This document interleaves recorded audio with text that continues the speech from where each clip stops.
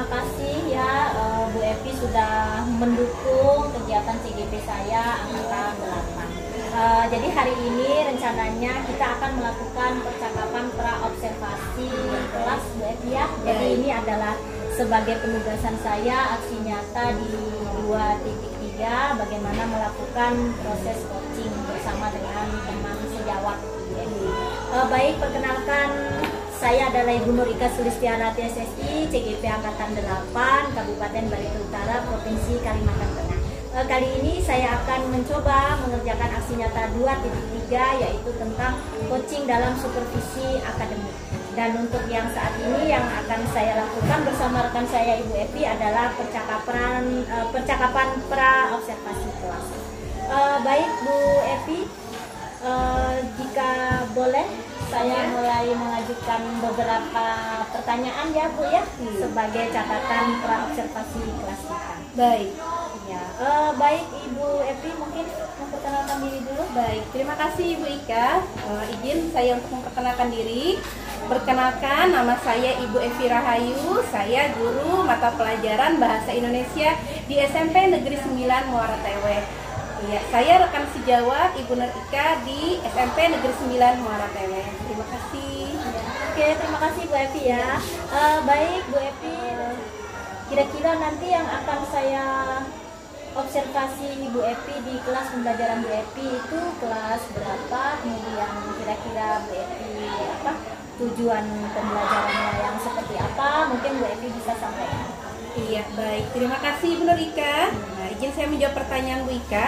Jadi, saya guru yang mengajar mata pelajaran Bahasa Indonesia. Jadi, pembelajaran ini nanti saya akan terapkan di kelas 8, yaitu semester ganjil. Jadi, saya mengambil materi tentang menelaah struktur teks eksposisi. Jadi di sini saya sudah menyiapkan tujuan pembelajaran sebelum saya melakukan pembelajarannya. Jadi tujuan pembelajarannya yaitu yang pertama, setelah melihat tayangan slide PPT atau PowerPoint tentang struktur teks eksposisi atau membaca buku siswa maupun bahan ajar yang diberikan, peserta didik dapat menjelaskan bagian-bagian struktur teks eksposisi artikel ilmiah populer yang dibaca. Lalu yang kedua, dengan diberikan contoh teks eksposisi pada tayangan slide PPT, PowerPoint, peserta didik dapat menganalisis struktur teks eksposisi. Selanjutnya yang ketiga, setelah menganalisis struktur teks eksposisi artikel ilmiah populer yang dibaca, peserta didik secara berkelompok berdiskusi menelaah struktur teks eksposisi artikel ilmiah populer yang dibaca tadi. Selanjutnya yang terakhir Bu Ika, tujuan pembelajarannya yaitu setelah menelaah struktur teks eksposisi tadi, nah peserta didik secara berkelompok menyajikan atau mempresentasikan hasil diskusi kelompoknya, dan kelompok lain nanti akan menanggapi hasil diskusi mereka. Masya Allah, luar biasa ya Bu Evi. Jadi tadi sudah dijelaskan bahwa Bu Evi akan mengajar kelas 8. Kemudian materinya tentang telaah teks eksposisi ya. Masya Allah, luar biasa. Tadi Bu Evi menjelaskan secara detail sekali ya. Tujuan pembelajarannya ada 4. Jadi setelah melihat tayangan slide PPT ya, bahan ajar dan berbagai media yang disediakan, nanti harapannya peserta didik ini bisa menjelaskan bagian-bagian struktur teks eksposisi ya, ini artikel ilmiah populer yang mereka baca. Kemudian mereka juga bisa menganalisis struktur teks eksposisi dari contohnya. Kemudian setelah menelaah, mereka secara berkelompok juga bisa mempresentasikan hasil diskusinya, saling menanggapi, dan yang terakhir adalah mereka bisa ini Bu ya, menganalisis kemudian menelaah struktur teks eksposisi. Gitu kira-kira Bu Evi ya, jika boleh saya rangkum. Betul, luar biasa sekali. Nah, Bu Evi kan sudah menjelaskan tujuan pembelajarannya. Kira-kira area pengembangan yang hendak dicapai Bu Evi kira-kira untuk pembelajaran ini yang bagaimana? Iya, terima kasih Bu Ika. Kembali izin saya ingin menjawab tadi, area pengembangan yang hendak dicapai pada pembelajaran ini adalah ada 4 saya rangkum, yaitu yang pertama, mengembangkan kemampuan melaksanakan pembelajaran dengan jelas dan mudah serta dapat mengakomodir semua kebutuhan murid yang meliputi kesiapan belajar, profil belajar, dan minat belajar murid melalui pembelajaran berdiferensiasi. Lalu yang kedua, melaksanakan pembelajaran sesuai dengan materi kurikulum akademik yang terintegrasi dengan kompetensi sosial emosional. Dan yang ketiga, mengembangkan budaya positif dalam pembelajaran. Dan yang terakhir, Bu Nur Ika, mengembangkan kemampuan sosial emosional saya dalam menghadapi murid yang memiliki keberagaman, kebutuhan, dan kemampuan. Itu Bu Nur Ika. Masya Allah, pokoknya mantap ya. Jadi ada beberapa area pengembangan yang ingin dicapai Bu Epi ya, untuk Bu. pembelajaran kali ini. Iya. Jadi tadi Ibu ingin mengembangkan bagaimana melaksanakan pembelajaran dengan jelas, mudah dipahami murid ya atau peserta didik. Kemudian Ibu juga harapannya itu bisa mengakomodir semua kebutuhan siswa ya, baik itu kesiapannya atau minat belajar mereka atau profil belajar mereka. Gitu berarti ya. Betul Bu. Terus Ibu juga ingin melaksanakan pembelajaran yang diintegrasikan dengan sosial emosionalnya ya. Iya, tepat sekali. Terus juga mengembangkan budaya positif juga ya, Iya. diintegrasikan juga dalam pembelajaran ini. Benar. Terus yang terakhir, selain mengembangkan kompetensi kepada murid, Bu Epi juga ingin nih mengembangkan kemampuan sosial emosional dalam diri Bu Epi sendiri ya. Benar sekali. Bagaimana untuk menghadapi murid ya. Iya. Mengingat murid kita tuh sangat beragam, begitu Bu ya. Betul sekali. Baik itu akademiknya, kognitif maupun. Iya, terima kasih Bu. Nah, tadi kan Bu Epi sudah nih menginformasikan ke saya nih tujuannya, kemudian area yang hendak dicapai. Iya. Tentunya untuk mencapai itu semua kan ada beberapa strategi nih yang harus Ibu persiapkan ya. Nah, kira-kira strategi yang dipersiapkan Ibu seperti apa? Baik Bu Ika, jadi untuk melakukan kegiatan pembelajaran sudah pasti kita kan sebagai guru Ibu harus memiliki strategi-strategi. Jadi di sini saya merangkumnya ada 7. Nah, yang pertama saya menyusun perangkat pembelajaran yang lengkap dulu. Nah, jadi strateginya itu. Lalu yang kedua, menggunakan model pembelajaran inovatif.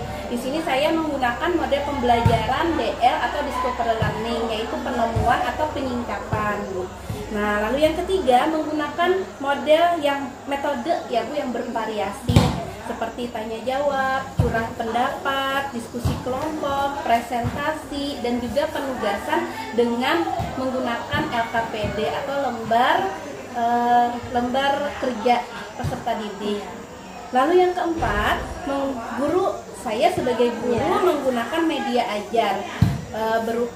Karena kita sudah berkembangnya Bu dengan menggunakan teknologi, maka saya menggunakan laptop, yaitu saya juga menggunakan di situ berupa tayangan slide PPT. Juga saya menayangkan video pembelajaran kepada siswa. Lalu yang kelima, menggunakan berbagai sumber belajar. Jadi karena kita sumber belajar sudah beragam, tidak hanya dari buku ya Bu. Jadi bisa dari internet, anak-anak mencari bahan ajarnya juga dari internet, bisa browsing. Lalu bisa juga saya menyiapkan bahan ajarnya, terus juga dengan artikel di koran. Jadi supaya anak-anak tidak melupakan juga apa itu artikel yang terdapat di koran ya Bu. Juga dengan video tadi. Lalu yang keenam, guru menyiapkan LKPD. Jadi saya berusaha untuk membantu siswa dalam mengerjakan tugas supaya lebih memudahkan, maka saya menyiapkan lembar kerja untuk siswa. Dan di situ pun sudah ada kerangka kerjanya Bu. Iya, jadi saya menyesuaikan dengan kebutuhan belajar siswa. Dan yang terakhir Bu Ika, nah supaya kegiatan pembelajaran tidak membosankan, maka strategi saya anak-anak itu berkelompok atau berdiskusi, begitu Bu Ika. Masya Allah, pokoknya mantap ya. Saya sampai tidak bisa berkata apa-apa nih. Ternyata Bu Epi sudah menyiapkan beberapa strategi ya yang luar biasa, dari penyiapan RPP-nya, kemudian model pembelajarannya juga inovatif ya, terus metode yang Ibu gunakan juga bervariasi ya. Tadi sudah dijelaskan ya, tanya jawab, diskusi ya, presentasi, penugasan. Terus Ibu juga menyiapkan media PPT ya. Tadi sudah Ibu katakan terintegrasi TIK ya di sekolah kita ini. Berarti Masya Allah luar biasa. Terus sumber belajarnya juga tidak fokus hanya buku siswa ya, tapi banyak nih dari artikel, video juga ya diberikan ke anak-anak. Kemudian untuk penilaian Bu Epi juga sudah menyiapkan LKPD ternyata ya. Iya, benar sekali. Dan kegiatan belajarnya nanti berkelompok ya. Iya, untuk berdiskusi. Iya, berdiskusi berkelompok. Jadi intinya menurut saya nih sudah lengkap sekali ini ya. Jadi luar biasa. Nah, Bu Epi, dari apa ya, dari coaching kita hari ini, dari percakapan praobservasi kita hari ini, kira-kira pembelajaran apa yang Ibu dapatkan setelah kita bercakap-cakap hari ini menurut Ibu Epi? Baik Bu, saya lanjutkan untuk menjawab pertanyaan Ibu. Jadi setelah adanya coaching ini Bu, saya mendapatkannya dulu. Jadi saya sudah ada gambaran media, metode, strategi apa yang akan saya gunakan nanti. Jadi saya akan siap pada saat melakukan atau melaksanakan proses pembelajaran di kelas. Masya Allah, luar biasa Bu Epi ya. Oke Bu Epi, terima kasih ya sudah meluangkan waktunya. Nanti Bu Epi bisa mengabarin saya kalau memang Bu Epi nanti sudah mau melaksanakan pembelajaran di kelas. Saya mohon izin nanti ya untuk mengobservasi di kelas pembelajaran ini. Baik Bu. Ya, saya mengucapkan banyak terima kasih. Dari sini juga saya banyak mendapatkan pembelajaran dari Ibu. Semoga Ibu juga sukses. Amin. Terima kasih Bu Epi ya. Iya, sama-sama Bu. Nanti kalau sudah siap saya dikabarin ya. Iya. Oke, assalamualaikum. Waalaikumsalam warahmatullahi Salam dan wabarakatuh. bahagia.